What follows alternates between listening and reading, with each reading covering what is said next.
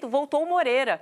Gente, o Moreira, ele é, assim, ele foi muito aproveitado pelo Rogério Ceni, né, que acreditava que ele era o titular da lateral direita, e ele se machuca, sofre uma lesão gravíssima no joelho, fica um tempão de fora, mas ele é um menino espetacular da base, é um jogador que tem tudo para ser, é um jogador inteligente, sabe, ele é muito elogiado pela tranquilidade que ele lida no jogo, a inteligência, a visão de jogo, então ele também está voltando.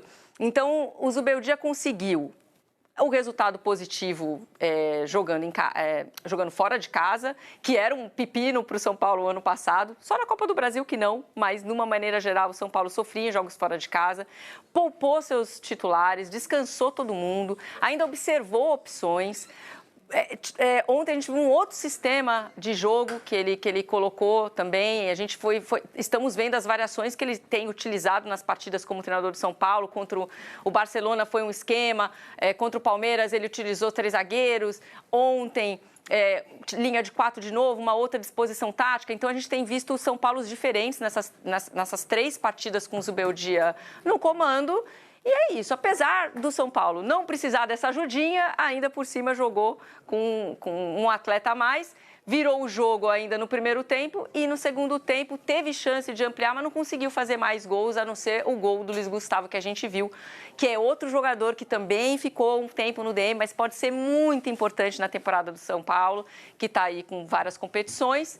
Então, acho que essas observações vão ser muito importantes, lembrando que os 2 próximos jogos do São Paulo, tanto pela Libertadores quanto no Campeonato Brasileiro, são jogos fora de casa. Então, agora o São Paulo de Belém vai para Salvador, pegar o Vitória no domingo, e depois, no deserto do Chile, pegar o Cobressal.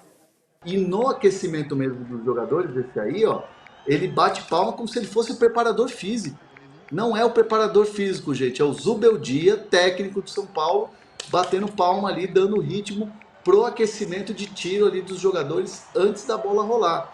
Ou seja, é um maluco beleza, é um cara que tá ali pedindo intensidade a todo momento. E como ele disse, é uma intensidade mental também, não é só uma intensidade física, mas uma intensidade mental. Eu gostei muito desse lado do Zubeldia que a gente vai conhecendo aos poucos, Dono. E os jogadores? Será que isso é bom ou ruim para os jogadores, né? Você tá lá treinando e seu chefe tá do seu lado, batendo palma assim, tão pertinho. É tipo o André Lucena aqui na nossa orelha. Vamos lá, né? Vamos dar informação. É tipo isso mesmo. Bastidores. Assim,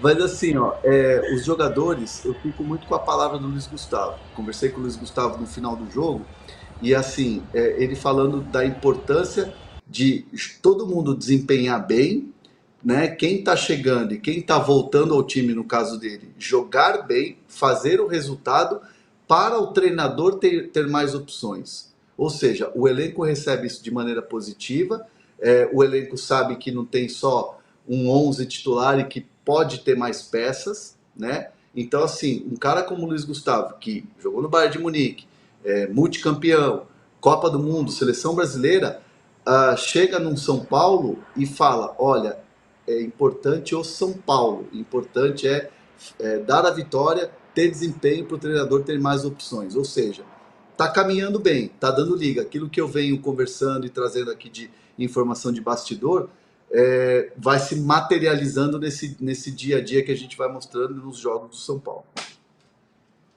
Polêmica. O Bruno Lobianco manda aqui, ó, que o Zubeldia quase cobrou o escanteio ontem e o pessoal aplaudiu. Se fosse o Abel, 3 pontinhos. Aí é uma questão da arbitragem, né? A arbitragem ontem foi muito ruim. Eu vou falar bem aqui o português claro. Teve um lance de expulsão de um jogador do Águia de Marabá, que ele tá de costas e ele não tá nem vendo o lance. Ele simplesmente tenta tirar a bola e ele atinge o Patrick Lanza, o jogador de São Paulo.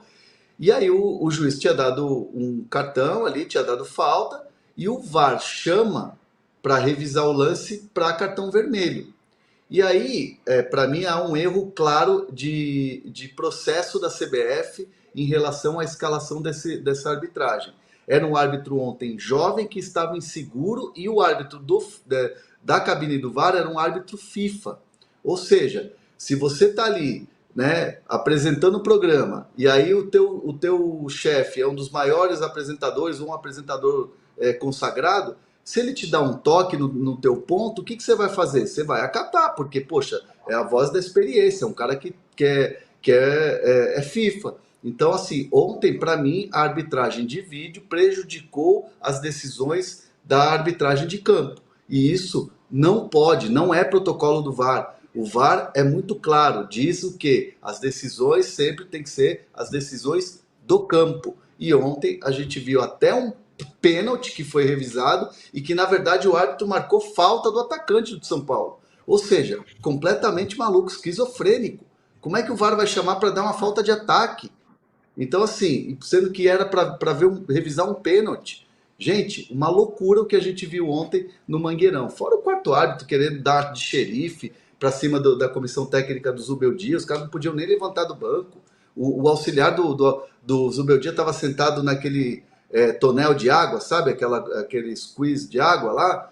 Não podia, tinha que ser no banco. Aí o cara caprichoso, não pode ser aqui. Não, o Zubeldia tomou um cartão porque pisou fora da linha. Gente, uma loucura. Uma esquizofrenia que a gente viu ontem na arbitragem. O Wilson Yamauchi, que está sempre aqui com a gente, valeu, Wilson, fala que o Águia foi garfado. Eu não acho que não, acho que foi ruim para todo mundo, né? Porque a arbitragem foi ruim também para São Paulo.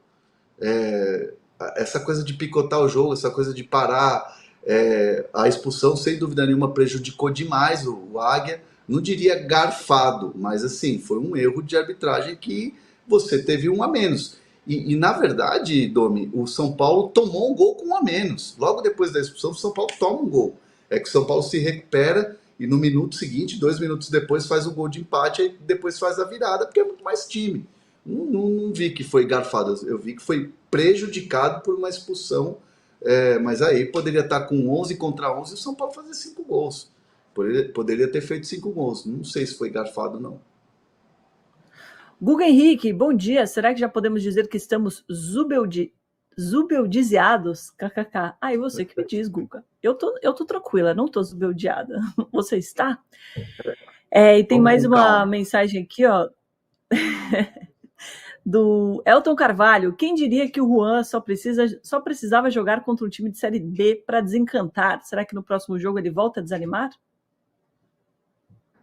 Na verdade é Série D, né? O Águia joga Série D do Campeonato Brasileiro. E é um time que já... Eu falei Série B, mas ele escreveu Série D. Erro meu. Boa. A letrinha ali. A diferença. E assim, o Juan é um jogador que... Ele é da base, ele é um jogador jovem, ele é um jogador que é um bom jogador, é um bom atacante. Eu não vou dizer que ele é o Endrick, eu não vou dizer que ele é o Estevão, do Palmeiras. Mas ele é um jogador que tem um desempenho. E, de fato, estava sentindo não fazer os gols. O Zubeldia falava disso, da importância do Juan deslanchar, que era um jogador que não estava atuando e estava em jejum de gols. Então, para ele, para ganhar confiança, vai ser muito importante. Lembrando que o São Paulo tem o Caleri, tem o André, e o Juan é terceira, quarta opção, além do Ferreirinha e Eric, que desempenharam muito bem ontem, principalmente o Eric, dando assistência e tudo mais. Então, assim, eu vejo que o Juan, esses 2 gols vão dar confiança, mas hoje ele não é um jogador que, assim, é titular ou primeira opção logo depois no banco. Ele é hoje a terceira, quarta opção no ataque. Vinícius Alexandre Gondim, Zubeldia e lombalgia. Muito bom. O PVC ficaria orgulhoso. PVC, Kodoji, diz aqui que a torcida está sendo muito sacana com o Juan, assim como foi com vários outros jogadores da base. O pessoal não aprendeu nada com Gabriel Saro, Nestor e Igor Gomes. Você tem essa impressão? No Palmeiras a galera dá mais tempo mesmo, né? Cobra menos, talvez. A torcida do São Paulo, vou ser meio polêmico aqui. A torcida do São Paulo é uma torcida que historicamente queima jogador. O Kaká, gente, o Kaká que é melhor do mundo com a seleção, foi campeão do mundo com a seleção, foi melhor do mundo jogando Champions lá na Itália. Foi um jogador que eu me lembro, ninguém me contou, eu me lembro, já vi no Morumbi a torcida jogar pipoca, chamar o Kaká de pipoqueiro. Eu me lembro. Então, assim, Depois a gente vê Casemiro. Casemiro é um monstro no Real Madrid. Tem uma história incrível de seleção brasileira. E foi um cara queimado pela torcida. Ah, não estava jogando bem na época? De fato, não estava jogando bem na época, mas houve um processo de fritura, né? Assim como outros jogadores já foram queimados. O próprio Igor Gomes. O Igor Gomes foi embora porque não ornava com a torcida, não aguentava a pressão. Então, assim, historicamente, a torcida do São Paulo tem essas coisas de queimar jogador. Então, assim, parece que a bola da vez é o Juan. Depois que o Nestor se recuperou e que o Igor Gomes foi embora, todas as críticas em cima do Juan. Eu me lembro que até o Antony, que hoje está no Manchester United, jogou a última Copa pela seleção, chegou a ser queimado pela torcida quando não estava fazendo boas partidas. Então, há esse histórico da torcida do São Paulo com os jogadores da base. Espero que o Juan consiga mudar essa imagem. Quero repassar essa pergunta para você que está assistindo a gente. Você tem essa impressão também, que a galera do São Paulo pega muito no pé dos garotos? Manda aqui no chat. O Daniel Pamplona, valeu Daniel, diz aqui: Hernan, você acha que o Galopo será melhor aproveitado com o Zubeldia? Ele veio com uma enorme promessa. Forte abraço para vocês. Valeu. O Galopo é um jogador que perdeu muito espaço com o Carpini. E ele estava incomodado com o fato de não receber mais oportunidades. O Galopo estava, sim, chateado e um jogador que quer jogar. E o Zubeldia percebeu isso e agora vai dar oportunidades. Ontem ele jogou, como os argentinos gostam de falar, volante por derecha, que é aquele jogador que é um meio-campista, não é o volante, mas é um meia que abre pelo lado. Então você tinha o Nestor, nessa mesma maneira, aberto pela esquerda, como ele jogou muito bem na Copa do Brasil, o São Paulo foi campeão, e o Galopo pelo lado direito. O Galopo, para mim, foi um dos melhores jogadores do jogo, um dos melhores do São Paulo na partida. Ali talvez junto com o Eric, aí o Juan fez os gols, mas eu digo de desempenho, para mim o Galopo foi um dos principais. Eu, particularmente, jeito de ver futebol, eu gosto muito do Juliano Galopo. Para mim ele seria titular no São Paulo, mas aí é um baita de um problema do Zubeldia. E que bom que ele conseguiu desempenhar, porque ele é muito bom jogador. Aqui mensagens falando que eles têm que ser criticados mesmo, ó. O Natan falando, não é queimar jogador, é só jogar bem. Ninguém criticou o Beraldo, a gente critica após uma grande quantidade de jogos ruins, não é do nada. O Roberto falando que o Casemiro, ele mesmo reconheceu que não era um cara muito comprometido. O Daniel Ed falando que o São Paulo é gigante, se não quer cobrança, vai para outro time. Mas tem o Paulo Roberto, por exemplo, falando que a torcida do São Paulo queimou o Pablo, Nicão, Igor Gomes, Tietê, só craques da Premier League. Combinado? Bora falar agora sobre o São Paulo que vive um dilema. O tricolor precisa de dinheiro e não está disposto a se desfazer dos seus titulares para não perder força nas competições nacionais e internacionais. Surgiu nos últimos dias uma proposta do Benfica de Portugal disposto a pagar 4 milhões de euros ou 22 milhões de reais pelos 15% que o tricolor ainda tem pelo zagueiro Morato. Você lembra dele, né? Jogador formado na base do São Paulo e vendido pelo Leco para o mesmo Benfica, antes mesmo de estrear no time principal. A venda na oportunidade foi por 7 milhões e meio de euros e o São Paulo ficou com 15% de uma venda futura. Nesse momento o Benfica tenta comprar esses 15% de uma venda futura porque sabe que logo mais vai conseguir vendê-lo por uma condição extremamente bacana e não vai precisar repassar nada ao São Paulo além dos 3,5% do mecanismo de solidariedade, que é aquela cláusula criada pela FIFA para beneficiar clubes formadores.